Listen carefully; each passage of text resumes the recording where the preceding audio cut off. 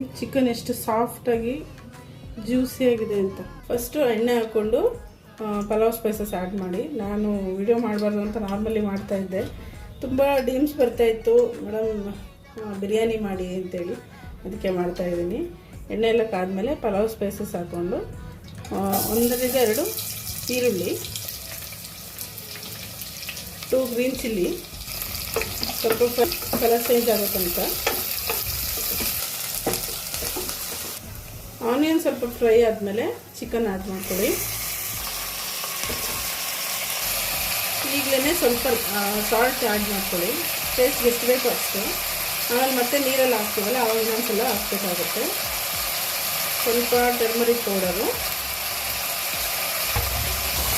ಈಗ ಚೆನ್ನಾಗಿ ಮಿಕ್ಸ್ ಮಾಡ್ಕೊಳ್ಳಿ.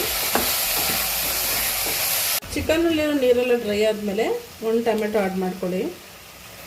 ನೆಕ್ಸ್ಟು ಸ್ವಲ್ಪ ಪುದೀನ, ಒಂದು ಸ್ವಲ್ಪ ಕೊತ್ತಂಬರಿ ಸೊಪ್ಪು ಚೆನ್ನಾಗಿ ಮಿಕ್ಸ್ ಮಾಡ್ಕೊಳ್ಳಿ. ಈಗ ಮಸಾಲ ರೆಡಿ ಮಾಡ್ಕೊಳ್ಳೋಣ. ಇದು ರುಬ್ಬೋದಕ್ಕೆ ಮಾಮೂಲಿ ಎಲ್ಲ ಸ್ಪೈಸಸ್ ಹಾಕ್ಕೊಂಡಿದ್ದೀನಿ. ಅದಕ್ಕೆ ನೀವು ಮೇಯ್ನ್ಲಿ ಏನು ಹಾಕೋಬೇಕಂದ್ರೆ ಓಂಕಾಳು ಮತ್ತು ಕಸ್ತೂರಿ ಮೇಥಿ ಮತ್ತು ಏಲಕ್ಕಿ ಕಾಯಿ, ಇದು 3 ಆ್ಯಡ್ ಮಾಡ್ಕೊಳ್ಳಿ. ಇದೇ ಫ್ಲೇವರ್ ಬರೋದು, ತುಂಬ ಚೆನ್ನಾಗಿರುತ್ತೆ. ಈಗ ನೆಕ್ಸ್ಟ್ 1 ಈರುಳ್ಳಿ, 1 ಟೊಮೆಟೊ, ಒಂದು 2 ಇಂಚಷ್ಟು ಶುಂಠಿ, 1-2 ಸಿಪ್ಪೆ ಸುಲಿದಿರೋಂಥ ಬೆಳ್ಳುಳ್ಳಿ, ಸ್ವಲ್ಪ ಕೊತ್ತಂಬರಿ ಸೊಪ್ಪು, ಪುದೀನ, 6-7 ಹಸಿರು ಮೆಣಸಿನ್ಕಾಯಿ. ಈಗ ಇದನ್ನು ಗ್ರೈಂಡ್ ಮಾಡ್ಕೊಳ್ಳೋಣ.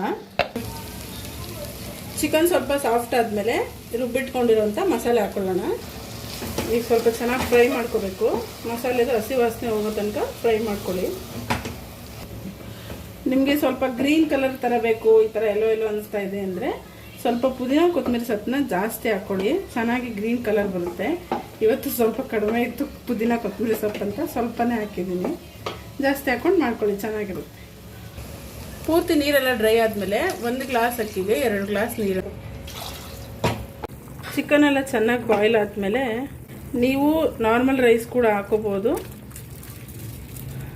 ನಾನಿಲ್ಲಿ 1 ಕಪ್ಪಷ್ಟು ಬಾಸ್ಮತಿ ರೈಸ್ ಹಾಕ್ಕೊಂಡು ಮಿಕ್ಸ್ ಮಾಡ್ಕೊತಾ ಇದ್ದೀನಿ.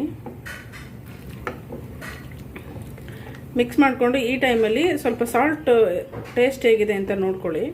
ಸಾಲ್ಟ್ ನೋಡಿಕೊಂಡು ಈಗ ಆ್ಯಡ್ ಮಾಡ್ಕೋಬೋದು. ಈಗ ಕುಕ್ಕರ್ ಲಿಡ್ನ ಕ್ಲೋಸ್ ಮಾಡಿ 1 ವಿಷಲ್ ಬರ್ಸ್ಕೊಳ್ಳಿ. ಈಗ 1 ವಿಷಲ್ ಆಗಿದೆ.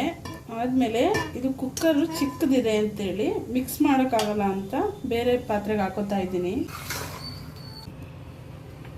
ನೆಕ್ಸ್ಟ್ ಯಾವ ರೆಸಿಪಿ ಬೇಕು ಅಂತ ಕಮೆಂಟ್ ಮಾಡಿ ಹೇಳಿ, ನಾನು ವಿಡಿಯೋ ಮಾಡಿ ಅಪ್ಲೋಡ್ ಮಾಡ್ತೀನಿ. Thank you all.